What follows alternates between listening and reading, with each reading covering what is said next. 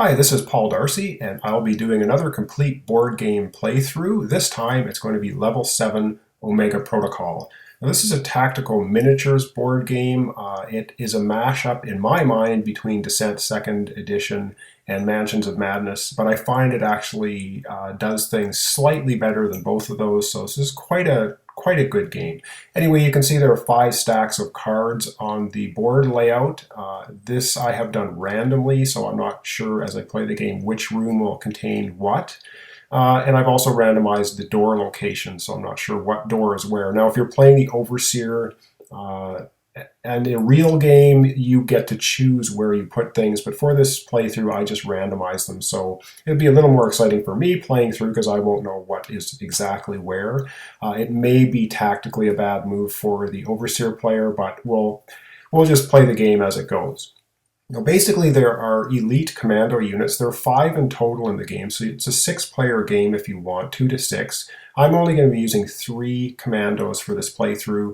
That'll be enough to manage. I will get into the details of commandos soon.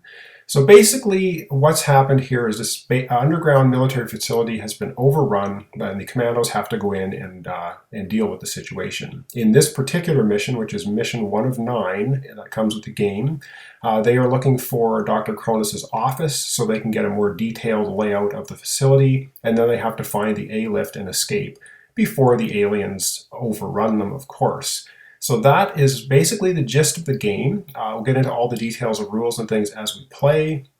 And now let's take a look at all of the commando units I'll be using in the game. So here we go. So first up on our team is the team leader. And if you look in the upper right, you can see some stats. The first one is a 5. That's his number of wounds he can take before he's downed. The number 2 is his intellect or intelligence, and number 3 is his strength value. Underneath that, you see 3 other stats. There's his speed, his ranged defense, and his melee defense. Now that's going to change depending on which he chooses one of 3 different stance cards. And I put his miniature on the side there so you can also have a look at that. As far as weapons go, he has an M18 firearm, and basically with this weapon he can add 1 adrenaline to his attack and add an extra red die. There's black and red die in the game for doing combat and making checks. And he has a basic 3 black die combat knife, and if his speed is 4 or higher, he can actually add another red die to it as well. So that is the team leader. Now let's take a look at the kit cards I chose for him. Now each of the commandos has 8 specific kit cards just for their unit. And I've chosen 3 specific ones here. The first one is the partial facility map, which means he can basically ignore or discard a trap card if it shows up in a room. He has take down that target, which means anyone in his line of sight, he can add 1 adrenaline to his unit, and anyone else gets to add an extra red die to an attack. He has reposition, which means he can spend an adrenaline, and a person within 5 spaces of him plus himself can move 2 spaces during the turn. And he has one of the basic kit cards, and that's a med pack. There are 5 basic kit cards. So I gave him a med pack so he'll be able to do a little bit of healing on some of our commandos if they end up getting damaged. So let's take a look at the next commando unit. Next we have the Rifleman Commando, and he has one of his specific kit cards, which is a weapon, and you can see it's the M501. It allows him to roll 4 red dice when fighting drones instead of the 4 black dice. And you can see in the lower left corner of his weapon there's a 1. Every commando is allowed to take into the mission 6 total points of kit cards.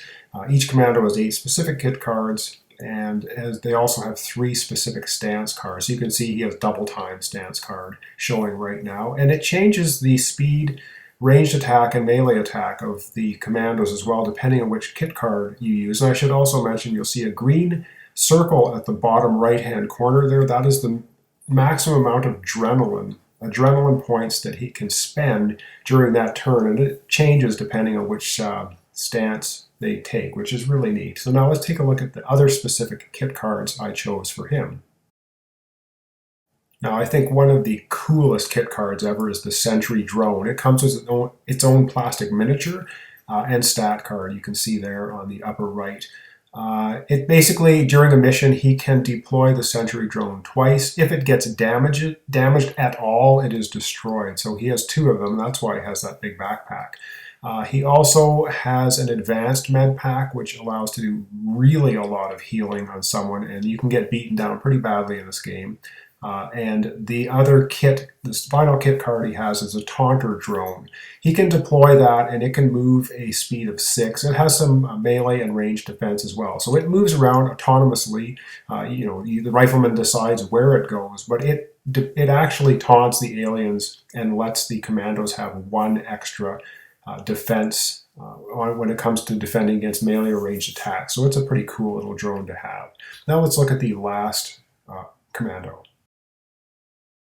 And my last randomly chosen commando is the Reconnaissance Specialist. He has a P100, which is burst fire. He can re-roll one of his dice.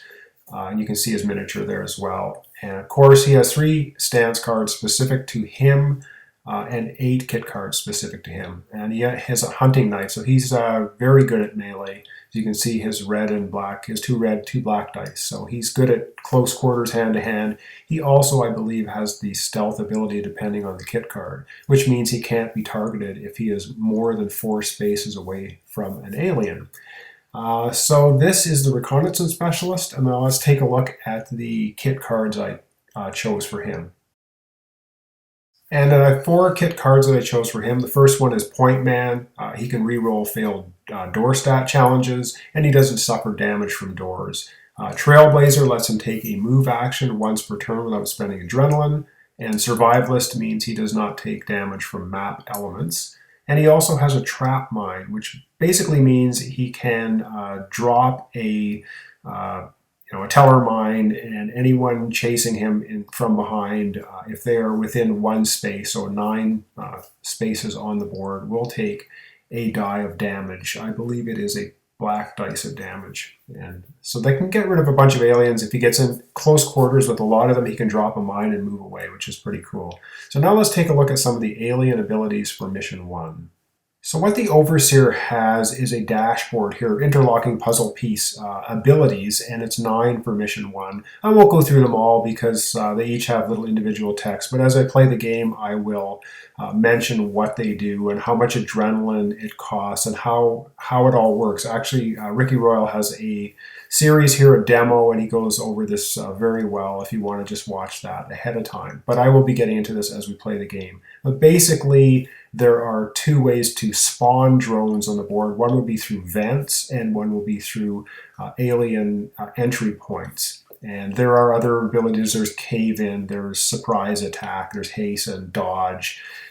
I will be using adrenaline to activate these abilities, and I will be getting the adrenaline from the commandos as they spend actions. Adrenaline is basically the currency of the game. So let's take a look at these lovely little aliens and see what their miniatures actually look like. So here we go with the if we look here, on the left is the Rogue Drone. He's basically a melee alien, and on the right you have a Warrior Drone, and he has a Seeker blast rifle that he will be shooting at us with, which is not good. Now let's take a look at their specific abilities for them. The Rogue Clone, they have 1 health, and the upper right corner is a little 1 there. That is what it costs the Overseer in adrenaline to actually activate them for a move attack action. And they have stats. They have a movement of 6.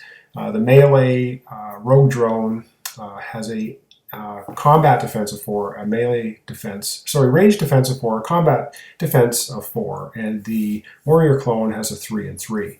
Now, there's a couple of specific things on here. Stealth is one of them on the Rogue Clone. It means he cannot be targeted with a range attack if he is more than 4 spaces away from a commando, because he blends in the background or does some funky mind mojo. And they both have sure-footed, which means they do not take any movement penalties going over rough terrain. And the Warrior Clone has a Seeker gun, which means if he doesn't move at all this turn, he can shoot at commandos even if he doesn't have line of sight, which can be pretty nasty. Well, the stage is set. Our 3 intrepid commandos are at the door to the base, Terra Bravo. They are about to enter and get into trouble, I'm sure. Join me next time for turn 1, which will be the commandos.